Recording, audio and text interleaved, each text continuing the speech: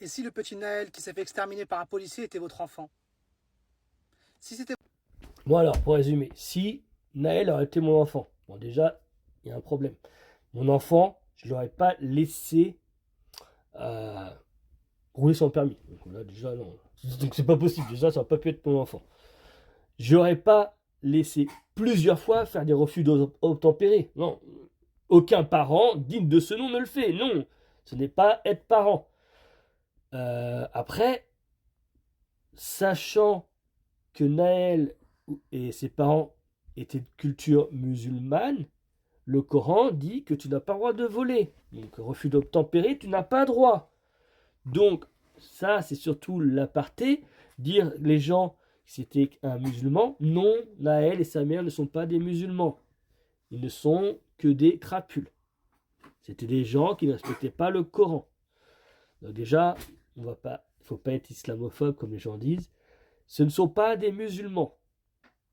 Parce qu'un musulman, une femme musulmane aurait correctement éduqué son enfant, selon le Coran. Naël n'aurait pas volé la voiture, n'aurait pas roulé sans permis, n'aurait pas vendu des fausses plaques, il n'aurait pas fait de refus obtempéré, il n'aurait pas tenté d'écraser des piétons et des cyclistes. Bon. Donc déjà, il n'est pas musulman, on est sûr. Ça, c'est clair. Donc comme ça, toutes les personnes de culture musulmane n'ont pas besoin de le défendre. Il n'est pas de votre culture. Il a sali votre culture. Donc, après, est-ce que votre enfant, ce serait votre enfant, est-ce que vous l'aurez laissé faire? Non, sérieux. Par contre, la question, et si votre enfant était sur la route de Naël et que le policier ne l'aurait pas arrêté? Imagine, il y avait des enfants, un groupe d'enfants qui sortent d'école et Naël aurait écrasé tous les gosses. Pas ce jour-là, ça aurait pu être un autre jour.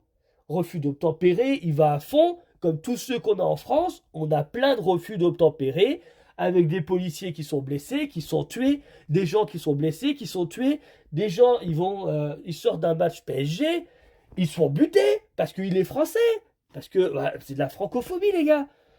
Alors oui, il y a des gens francophobes. Aujourd'hui, tu mets une pancarte d'Aya, tu lui parles comme quoi elle vient du Mali, alors que quand elle va au Mali, elle le dit qu'elle est malienne, elle n'est pas française, c'est elle qui le dit.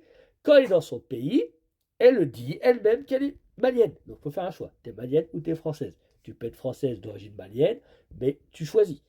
Donc il y a du racisme anti-français là-dedans. Après, où qu'il faut arrêter, c'est non. Pourquoi tu mets une pancarte à 45 000 euros d'amende alors que si tu vas aux Champs-Élysées, tu voles dans les magasins, tu brûles des voitures et tu tues un gamin, t'as pas de prison. T'as 500 à 2000 euros gros max d'amende. 500 que ces gens, ils sont non solvables. Souvent, ils sont soit sans papier, soit ils sont cas sociaux, soit ils font que du travail au black, mais ils sont pas solvables. Donc ils vont pas payer leurs amendes. Donc ils vont pas payer leurs amendes. Vous l'avez vu. Ils vont pas comment dire, ni payer leurs amendes. Ils vont pas faire de prison. Ah non, si la peine elle est inférieure à un an, il n'y a pas de place. Pas de place de prison. T'appelles les Chinois. Les Chinois, ils ont fait un hôpital en une semaine. Alors qu'en France, on est incapable de le faire. Là, t'appelles tout de suite les marins. T'appelles directement. Tu appelles les sociétés de containers. On prend un champ. On passe un gros câble. On met des coffrets de chantier, on met une prison, tac, tac, tu mets un lit. Un... Donc, tu mets des containers, dans un container tu mets des containers de 12 mètres. On va mettre 2 mètres carrés par personne, tu mets 5 personnes, on va laisser un mètre pour le dégagement. Des prisons, je peux en faire demain plein. Tu fais des prisons comme il y a au Moyen-Orient. Des prisons toutes simples. Juste de quoi mettre un lit. Pas besoin de mettre des ordinateurs portables à 3 000 euros. Non, pas besoin de n'importe quoi. On met des vraies prisons. Ces gens, dès qu'ils sont dedans, on les fait travailler. On les fait rembourser la société avec une dette. On leur fait payer les frais de logement, les frais de nourriture.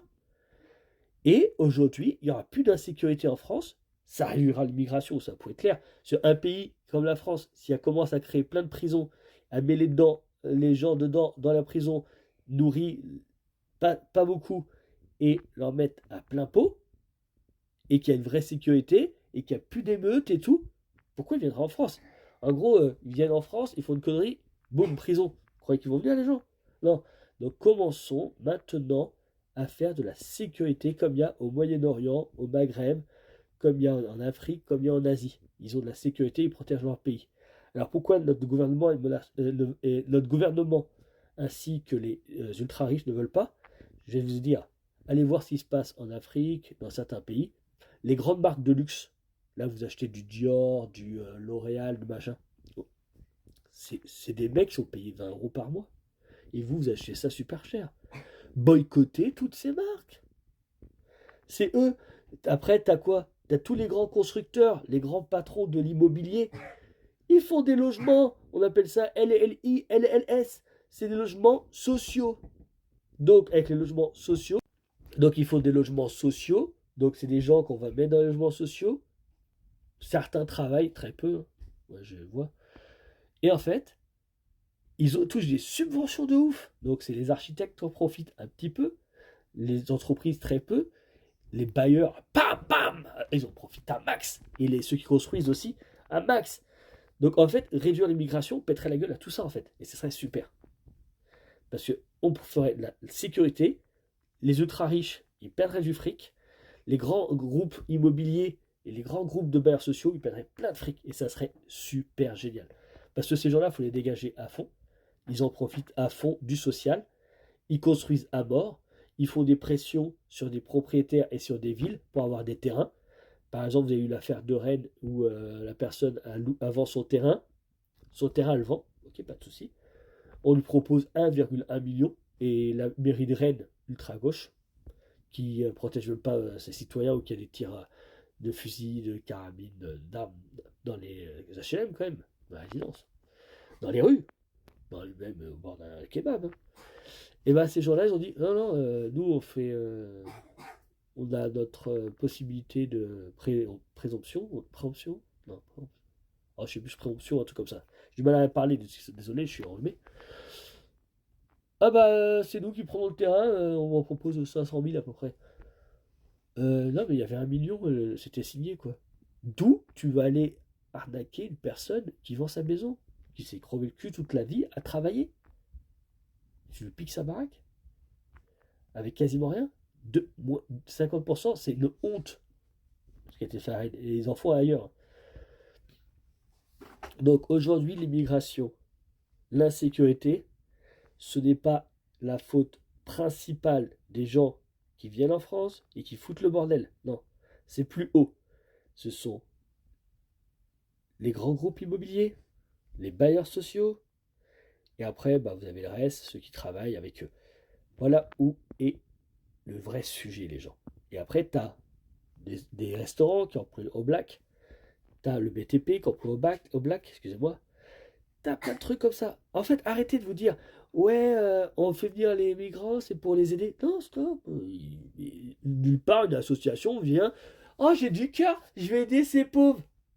Mais tu rêves, ils ont pas de cœur, ces gens, ces ONG. Ces ONG, ils roulent en Lamborghini, le mec. Le mec, il travaille pas, il est dans les associations, il roule en Lamborghini, Ferrari et tout. Comme Médecins sans frontières. Tu vas aider des pauvres, soi-disant bénévolement, tu roules, t'es ultra riche. Non, c'est des gens qui profitent du malheur des autres. Donc ce que je dis va déplaire aux gens, mais c'est une réalité. Et je vous promets, allez voir les gens qui travaillent dans le BTP, vous allez voir que c'est vrai. J'ai 22 ans dans le BTP et j'ai vu l'arnaque. C'est du magouillage. Allez voir maintenant sur Papers Immobilier tous les endroits où il y a plein de logements sociaux et allez voir qui bénéficie de tout ça. Ce sont les bailleurs sociaux.